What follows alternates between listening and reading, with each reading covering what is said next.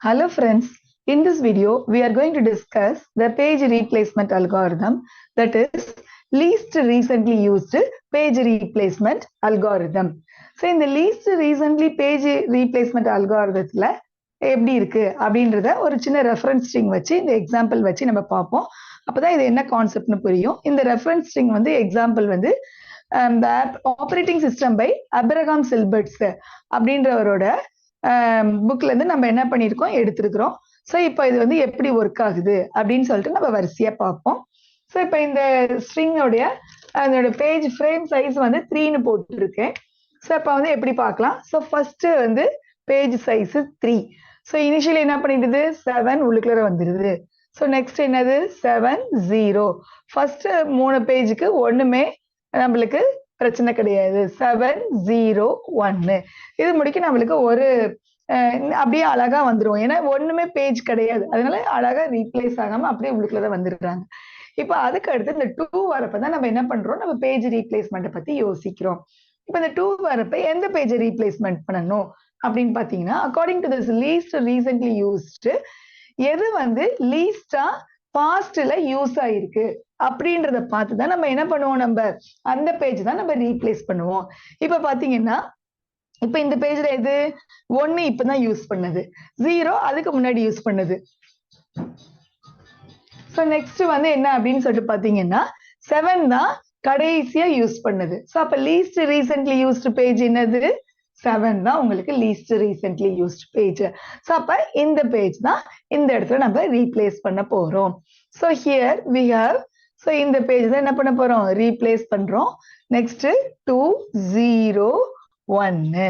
அதுக்கு அடுத்து என்ன பாக்குறோம், 0 பாக்குறோம், ஆல்ரெடி 0 இருக்குது. சோ அதனால நம்ம என்ன பண்ண வேண்டியது இல்ல, ரீப்ளேஸ் பண்ண வேண்டியது இல்ல.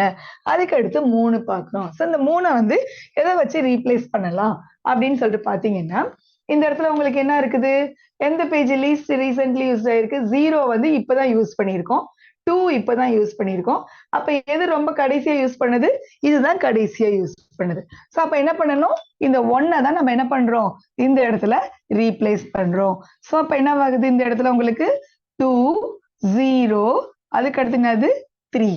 சோ அதுக்கு அடுத்து பாத்தீங்கன்னா 0 இல்ல இருக்குது, அதனால இந்த இடத்துல பேஜ் ரீப்ளேஸ்மெண்ட் தேவையில்லை. இப்ப 4க்கு பார்ப்போம். சோ 4க்கு பார்த்தோம்னா என்னவாகும், சோ 4 பாக்குறப்ப 0வும் 3யும் இப்ப ஃப்ரீ இமீடியட்டா யூஸ் ஆயிருக்கு. அப்ப 2 தான் லாஸ்ட் யூஸ் பண்ணுது, லீஸ்ட் ரீசென்ட்லி யூஸ் பண்ணுது. அப்ப this page is replaced 4 0 3 அப்படின்றதுதான் லீஸ்ட் ரீசென்ட்லி யூஸ் பண்ணது. சோ நெக்ஸ்ட் என்ன கான்செப்ட், இப்ப வந்து என்ன பண்றோம், இப்ப இந்த 2 பேஜ் எதை வச்சு ரீப்ளேஸ் பண்ணணும். இப்ப இதுதான் இப்ப இமீடியட்டா யூஸ் ஆயிருக்கு, 0 இதுதான் யூஸ் ஆயிருக்கு. அப்ப 3 தான் ரீப்ளேஸ் பண்றோம். சோ அப்ப இந்த இடத்துல என்ன பண்ணணும், இந்த 3 தான் நம்ம ரீப்ளேஸ் பண்றோம். சோ ஹியர் we have 4 0 அதுக்கு அடுத்து என்னது 2. சோ அதுக்கு அடுத்து இப்ப என்ன பண்ணிருக்கோம், 4ம் 2ம் இப்ப இமீடியட் யூஸ் ஆயிருக்கு. சோ அப்ப நெக்ஸ்ட் ரீப்ளேஸ் பண்ண வேண்டிய ஆளு 0. So here we have, so now 3 comes here. So 3 comes here னா என்ன வந்துரும் 4 3 2. so அதுக்கு அடுத்து என்னது 0. இப்ப 0ன்னு பாக்குறப்ப 2 3 தான் இது, அப்ப 4க்கு வரணும். அப்ப 4 is replaced. so the 4 has to be replaced. அப்ப என்னவாகும் 0 3 2.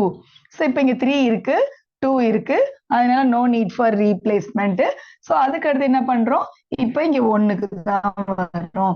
சோ இப்ப 1ன்றப்ப வந்து என்ன வருது, இப்ப எது இமீடியட்டா யூஸ் ஆயிருக்கு, 3யும் 2ம் இமீடியட்டா யூஸ் ஆயிருக்கு. அப்ப இதுதான் ரீப்ளேஸ் பண்ணணும்.